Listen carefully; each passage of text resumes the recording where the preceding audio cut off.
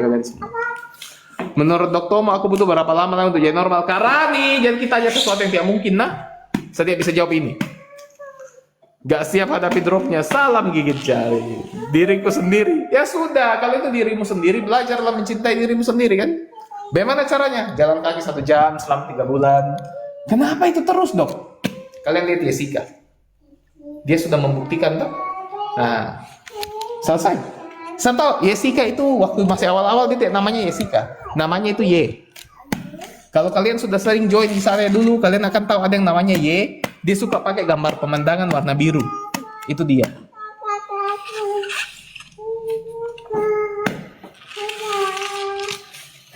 Kesediaanku ditentukan oleh kimia otak, kah? Derajatnya iya. Derajatnya iya. Tapi penyebabnya tidak. Indra Suari harusnya sudah mau turun itu. Mimpi menjemur beberapa spray di tembok teras kamarku dan terbang. Itu mimpi absurd itu, Pak. Itu terkait dengan kecemasan itu sebenarnya. Kita sedang membersihkan, ada sebuah masalah. Begini, itu spraynya bersih atau tidak? Itu spraynya bersih atau tidak? Ini terkait masalah dengan zona nyamannya kita sebenarnya. Dan kebersihan spray itu menentukan kualitas keadaannya kita sekarang. Kalau spraynya bersih, berarti kita sudah, itu masalah sudah kita selesaikan dengan baik ya. Dan menunggu fase akhir saja. Walaupun banyak hal yang tidak bisa diduga lagi ke depannya. Dok, saya semalam saya mimpi yang menggambarkan masa lalu saya, Dok. Salam gigit jari. Saya kan sudah bilang sama kau, Cindy. Kau punya hutang masa lalu. Dan kau lihatlah, ketika saya analisa mimpimu mulai berubah, Dok. Itu kelebihannya kalau Dr. Tomo yang menganalisa mimpinya kalian. Saya beda dengan para ahli karbitan yang cuma bilang, oh ya mimpimu ini berarti kamu ketiban durian runtuh. Oh ya mimpinya ini kecemasan ya. Halah, isapan jempol semua. Abu Nawas. Kalau saya yang baca mimpimu itu berubah. Kenapa bisa berubah, Dok? Seperti kulit bawang yang lagi dikupas. Pada akhirnya kau akan lihat isinya apa. Bagaimana Kak Rani? Kita sudah tidak pernah mimpi rumah lagi tuh?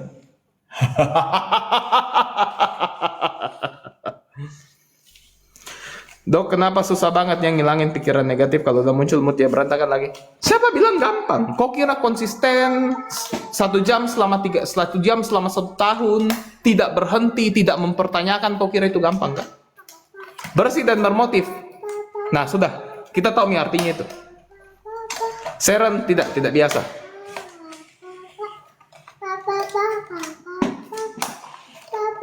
Kalau mimpi lagi di rumah sendiri tapi semua pintunya ndak ada, baru banyak orang mirip saya lihat Kak diam aja. Weh, mengerikannya mimpimu, Pak. Itu mimpi saya akan bahas kalau kau ke CPI. Kalau kau tidak ke CPI setiap cerita di mimpi. Itu mimpi yang saya tidak bahas di sini. Untuk Cindy, sama juga itu mimpinya. Itu keputusasaan itu, Pak. Keputusasaan dan kecemasan. Sudah kau definisikan sendiri mimpimu itu. Makanan masih, alhamdulillah. Ya, sudahlah ya. Mimpi yang mengerikan gimana sih? Kau lihat mimpinya berang-berang di atas. Itu mimpi yang mengerikan. Tidak ada. Benda kecil, tidak boleh. Betul, Kli. Bawa pergi ini benda-benda kecil. Tidak boleh nih anak kecil. Pegang benda kecil tidak bisa. Jangan. Oh, itu bahaya sekali, Pak. Bawa ke sana tuh benda-benda kecil, Kli. Jangan. Ya, taruh di sini. Ini sih, nggak bisa dekat adik. Adik dia bisa pegang yang kecil, masuk mulutnya nanti. Aduh, balonku hancur.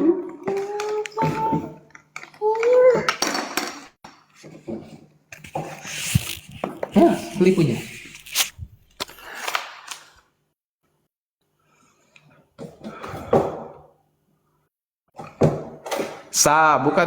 Bukan berdasarkan reaksi, berdasarkan mimpinya mereka. Berdasarkan mimpi. Semakin kayak kalau kalian melihat mimpi yang paling mengerikan, itu mimpi yang walaupun saya baca dia tidak berubah. Ada satu orang di sini yang saya sudah baca dia punya mimpi tidak pernah berubah. Nah, itu orang yang mengerikan kasusnya sebenarnya. Untuk Karani, saya kira kita tahu artinya itu tuh. Saya tidak menjelaskan mimpi sama orang yang memang harus mendalaminya. Itu PR untuk kita. Setiap mau kita tidak tahu itu ya. Dok, kenapa ada orang yang selalu merasa dirinya bersalah? Bisa pola asuhnya, bisa karena lingkungannya, bisa karena macam-macamnya lah. Dok, dulu di sini ada yang pernah mimpi natap cermin gak sih? Ada, Mi. Ada dulu yang pernah bertanya kayak begitu. Kalau melihat mimpi diri sendiri mati tetap mobil dok karena menyelamatkan orang, menyedihkan memimpimu deh.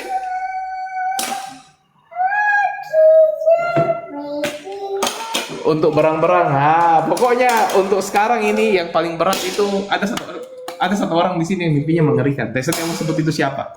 Tapi ada satu orang. Mimpinya sederhana, mimpinya selalu sama, tidak pernah berubah. Dia selalu tanya sama saya, mimpinya tidak pernah berubah. Itu saja, padahal saya sudah bacakan mimpinya.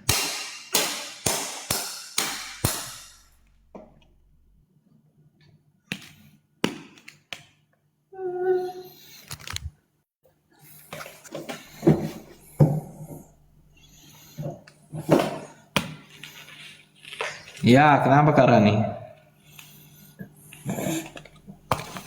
Aduh.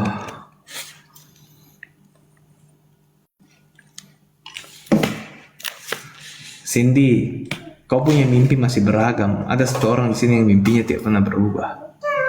Maknanya sama. Kau punya mimpi berubah walaupun maknanya sama. Yang ini mimpi. Mimpinya sendiri tidak pernah berubah. Kau kan? Kacau tidak itu? Dekatnya Ciputra RS tadi dok. Iyo, bukan dekatnya Ciputra. Rumah sakit paling besarnya Makassar. Datang ke sini.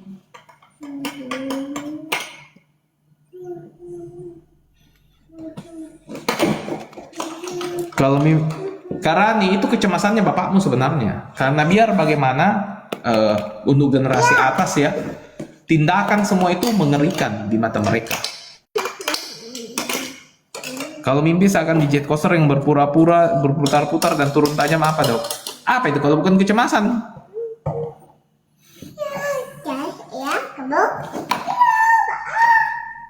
Dok, kalau kita gak bermimpi sama sekali gimana dok? Bagus kalau kita bermimpi sembarang. Itu tidur yang bagus. Dok, obat buat panic attack apa? Tergantung. Kalau saya sendiri golongan benzo yang short acting kalau saya. Ya.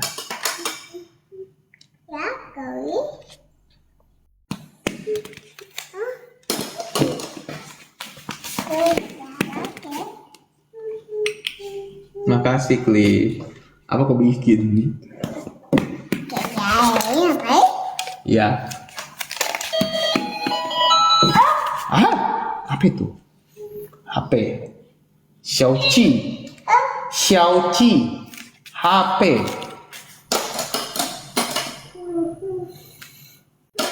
Dok, saya mimpi lari 10 km di malam hari cuma buat beli alat tulis dan baterai. Itu mimpi bisa diceritakan sih. Baterai itu terkait dengan kebutuhanmu akan energi. Alat tulis itu terkait dengan kebutuhanmu akan ilmu, ya.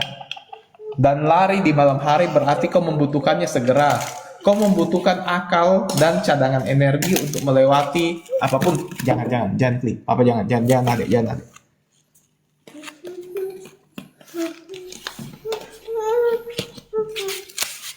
Biar tidur tembak lora aja kak malam ini. Kau lagi fase down atau fase naik kau sebenarnya kau? Paling bagus sebenarnya tembak olanzapine dan lorazepam, tapi kalau tidak ada itu lorazepam 1 mili saja.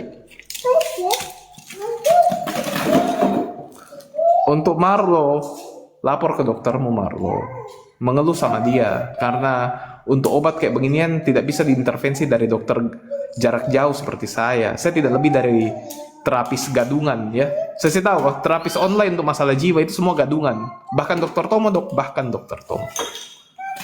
Walaupun Dokter Tomo dengan track record yang sangat luar biasa dok, walaupun saya sendiri nggak bisa ya. Terapi itu menjadi akurat kalau dihandle sama dokternya langsung. Untuk yang namanya titik ya, itu kecemasan. Mimpi membunuh orang itu kejam gak dok? Di mana kejamnya? Ini kalimatnya Jung. Semua orang yang kau lihat di dalam mimpimu itu kau. Jadi kalau kau membunuh orang di mimpi, yang kau bunuh itu dirimu sendiri. Lebih tepatnya, salah satu dirimu yang diwakilkan oleh sosok yang kau bunuh. Ya, maksudnya gimana dok? Jadi kalau misalnya kau tidak suka dengan gurumu kan, baru di mimpimu itu kau bunuh gurumu, berarti kau punya masalah dengan sosok orang yang memberikan sisi dirimu yang istilahnya tegas, sisi dirimu yang suka mengatur, sisi dirimu yang terlalu taat aturan. Nah kayak gitu, makanya saya bilang mimpimu akan berubah kalau saya yang baca. Kalau yang lain saya tidak tahu, tapi kalau saya tidak pernah ada orang yang mimpinya tidak berubah kecuali satu orang. Kalau saya yang baca, mimpimu pasti selalu berubah. Dia akan menceritakan hal yang baru dari sudut pandang yang baru.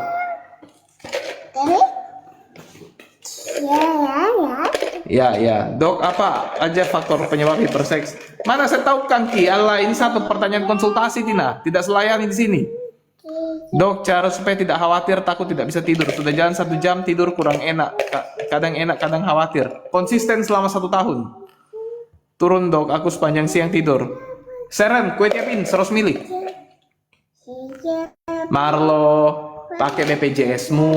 Kenapa kok tidak pakai BPJS? Dan dokter Tomo dibayar dengan BPJS. Ya, selevel saya dibayar dengan BPJS. Pakai saya BPJS, kok ketemu dokter. Selevel dokter Tomo itu BPJS ya. Baru waktu bangun dari itu mimpi di rumah nggak ada pintu, nafas saya. Berang-berang, sampai ladeni mimpimu. Kok ketemu saya langsung? Saya baru ingat, kau di Makassar toh? Sini ketemu saya. Pakai BPJS-mu Marlo. Bantulah dirimu sendiri, karena tidak ada yang bantu kau kalau bukan dirimu sendiri. Ada kenalan dokter di Bandung nggak dok? Nah di Bandung itu banyak kayak dokter-dokter hebat, lebih hebat daripada dokter Komo, ya. Kenapa kau kuku-kuku? Untuk Aul, bukan pengorokmu itu. Nanti kalau kau datang ke saya cerita kok. Tulis memang nih apa yang kamu tanyakan nanti sama saya. Dok, ini kalau saya bilang ke diri saya, kalau saya baik-baik aja karena ngerasa keluarga lingkungan saya baik-baik, apa itu sombong? Bukan sombong, lebih tepatnya gini. Kau harus sadar, keadaanmu memang baik-baik saja. Karena di luaran sana ada keluarga yang fraktur, keluarga yang retak, keluarga yang terpisah ya.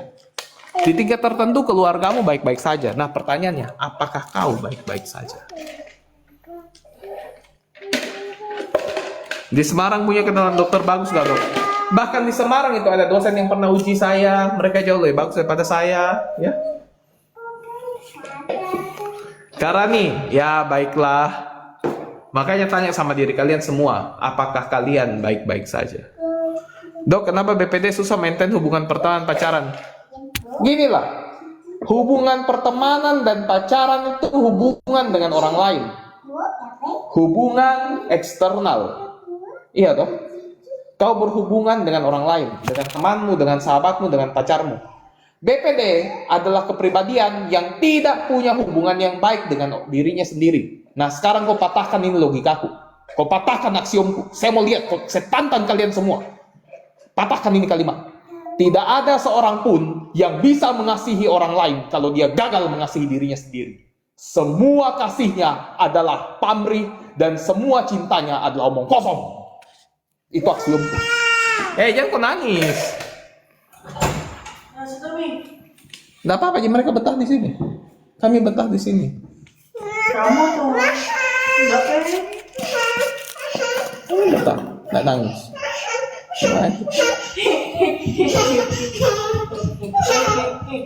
Saya tantang kalian semua.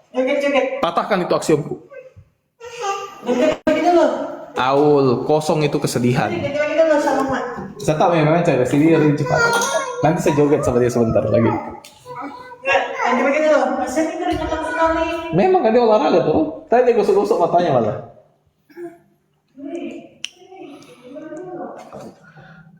Intinya, kau coba bantah itu aksiom. Itu aksiom yang sudah bertahan selama 2000 tahun. Sampai sekarang tidak ada yang bisa sepatah itu aksiom.